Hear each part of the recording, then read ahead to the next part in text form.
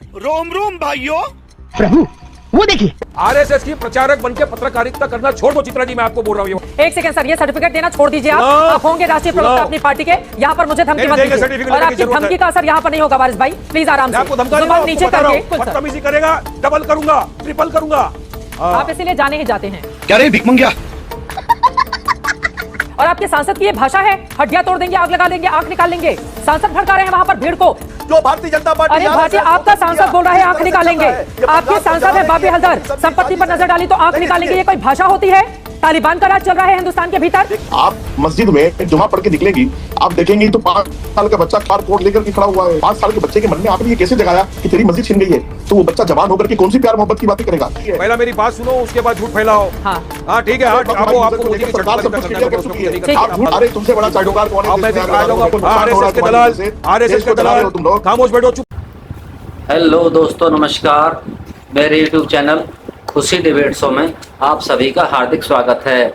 And आज की debate होने वाली है भाजपा के तेज तर्रार प्रवक्ता प्रेम शुक्ला एंड कांग्रेस प्रवक्ता निगत अब्बास एंड टीएमसी नेता स्वयं प्रकाश पुरोहित और एआईएमआईएम के नेता वारिस पठान के बीच। तो दोस्तों, डिबेट बहुत ही शानदार होने वाली है, अंत तक जरूर देखना। और हाँ दोस्तों, यदि आप मेरे चैनल पर पहली बार आए हैं तो चैनल को सब्सक्राइब करना ना भूलें और वीडियो को लाइक शेयर कमेंट जरूर करें। तो आइए दोस्तों, मेन वीडियो स्टार्ट करते हैं। तो करना, परेशान हो गए हम लोग 2.5 साल से। चलो भाई, अब आप टीएमसी के नेता हैं स्वयं प्रकाश पुरोहित जी, ये बताइए ये दंगाई कब मानेंगे, कैसे रुकेंगे? और यहाँ पर आप ही के एक सांसद हैं, मतलब स्थिति क्या हो गई है आप लोगों को? सर आप मेरा सवाल पहले सुन लीजिए और जरा सुनिए आपके सांसद क्या बोल रहे हैं। वक्फ संपत्ति पर नजर डाली तो आंख निकाल देंगे। टीएमसी सांसद बापी हल्दर ये बयान दे रहे हैं कि अगर किसी ने संपत्ति पर नजर डाली आंख निकाल लेंगे, हड्डियां तोड़ देंगे। ये संपत्ति किसी के बाप की नहीं है, बाप की नहीं है, ये तो सभी को पता है, लेकिन उसमें जो पारदर्शिता की कमी है उसके हवाले से 40,000 लोग जिन्होंने शिकायत कर रखी है। और आपके सांसद की ये भाषा है, हड्डियां तोड़ देंगे, आग लगा देंगे, आंख निकाल लेंगे। सांसद भड़का रहे हैं वहां पर भीड़ को। क्यों नहीं माना जाए इस तरह से जो भीड़ उत्पात मचा रही है वहां पर पश्चिम बंगाल के अलग अलग हिस्सों में? टीएमसी के नेता उसके लिए जिम्मेदार हैं।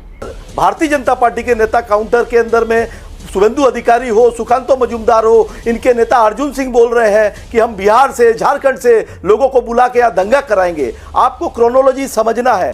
2019 में इन्होंने प्रयास किया था, इन्होंने 2020 में दिल्ली में भी चुनाव के ठीक पहले 10 दिन जलाया था दिल्ली को। और इनके 2 बड़े-बड़े नेता जो आज कैबिनेट में एक मंत्री भी है। नहीं, दिल्ली के दंगे में बाद में आएगा, पहले आप पश्चिम बंगाल की बात कीजिए ना। लोगों की जान जा रही है वहां पर, पुलिस की गाड़ियां फूंक दी गई है, पुलिस की गाड़ियां फूंक दी गई हैं। जो भी दंगाई हैं उनके खिलाफ कड़ी कार्रवाई कीजिए, किसी भी संगठन से ताल्लुक रखे वो। जो भारतीय जनता पार्टी, अरे भारतीय आपका सांसद बोल रहा है आंख निकालेंगे। आपके सांसद है बापी हल्दर, संपत्ति पर नजर डाली तो आंख निकालेंगे। ये कोई भाषा होती है? तालिबान का राज चल रहा है हिंदुस्तान के भीतर।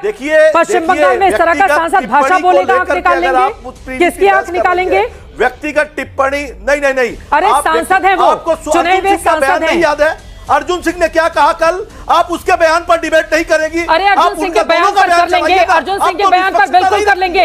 राज्य सरकार आपकी है, राज्य सरकार आपकी है, इस वजह से आपसे सवाल पूछा जा रहा है स्वयं प्रकाश पुरोहित जी। क्यों वजाहत काज़मी जी कैसे समझाएंगे? मोदी जी कह रहे हैं कि पंक्चर नहीं बनाते बच्चे। अगर वक्फ कानून को लेकर सरकारें अच्छा काम की होती, अब गरीब मुसलमानों का फायदा होगा, कैसे समझाएंगे? मैंने आज आपकी डिबेट में देखा है कि वो भी मातम कर रहे हैं जो 40-45 साल देश में हुकूमत कर रहे थे। और उन्हीं की सरकार में राजेंद्र सच्चर कमेटी की रिपोर्ट आई और उस कमेटी की रिपोर्ट ने मुसलमानों को आईना दिखाया कि तुम्हारी हालत किसी भी मैदान में वो दलितों से ज्यादा बदतर है। आज वो भी मैं देख रहा हूँ आपकी डिबेट में मातम कर रहे हैं।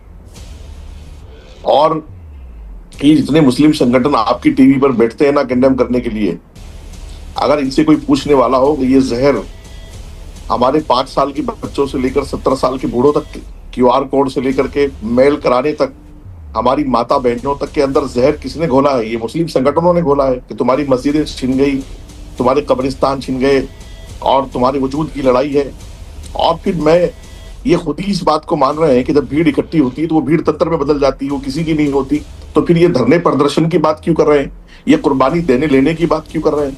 ये लहू लुहान करने की बात क्यों कर रहे हैं देश को, ये शाहीन बाग बनाने की क्यों बात कर रहे हैं। और आज इनको मोदी जी की बात बुरी लग रही है, क्योंकि मोदी जी में ये अब तक ये जितनी भी मुस्लिम पॉलिटिकल संगठन है, चाहे वो जमीयत हो, ये पर्सनल बोर्ड हो, या मुस्लिम पॉलिटिकल पार्टीज हैं, चाहे उसमें कांग्रेस हो, चाहे ये पतंग वाले हो और चाहे वो राजद वाले हो, अब तक ये क्या करते हैं, अशरफ मुसलमान को अपनी गोद में बिठाते रहे। हाँ, अशरफ मुसलमान को अपनी गोद में बिठाते रहे, और ओबीसी का जो मुसलमान था, पसमानदा जो मुसलमान था, वो बेचारा पिछली सफ में खड़ा हुआ था।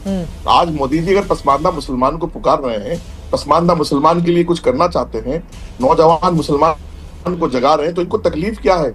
आप खुद देखिए ना, आप मस्जिद में जुमा पढ़ के निकलेंगी, आप देखेंगी तो 5 साल का बच्चा QR कोड लेकर के खड़ा हुआ है, प्ले कार्ड, उसको 5 साल के बच्चे के मन में आपने ये कैसे जगाया कि तेरी मस्जिद छिन गई है।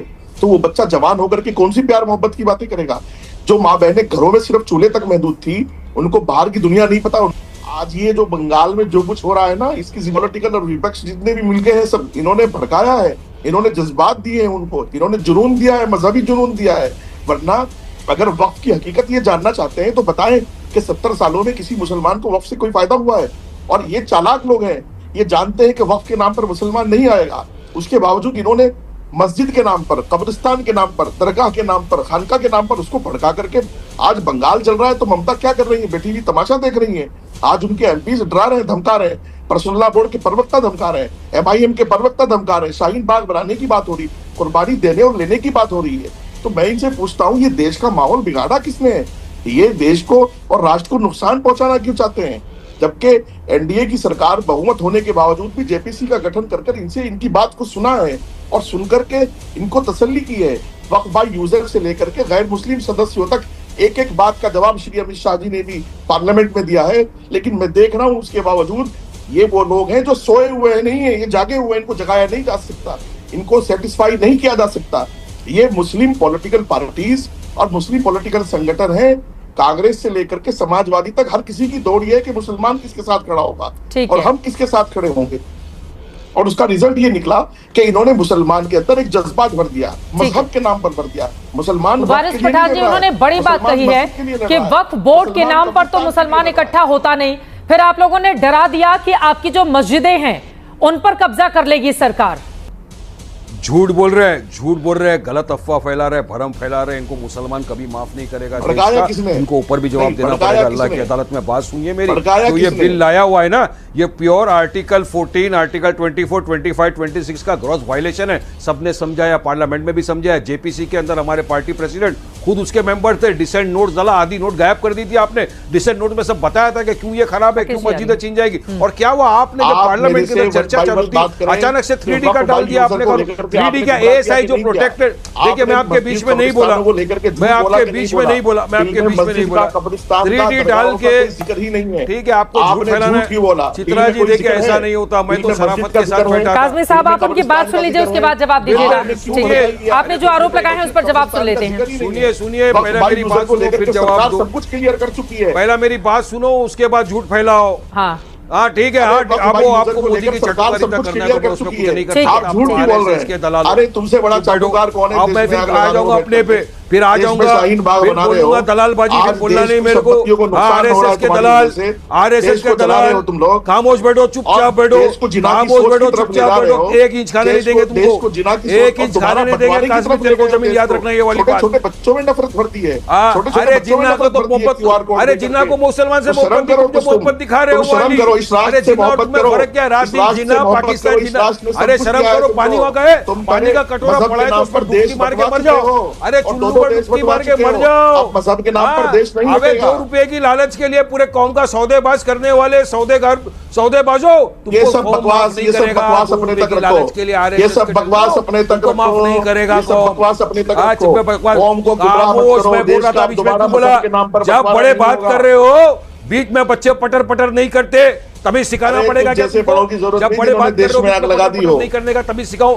कितनी बार सिखाओ? ये बदतमीजी, तेरे ऐसे सामने होता तो अभी ये बदतमीजी तुम्हारी फितरत है। तुम 1 by 1 मेरे से बात नहीं कर सकते।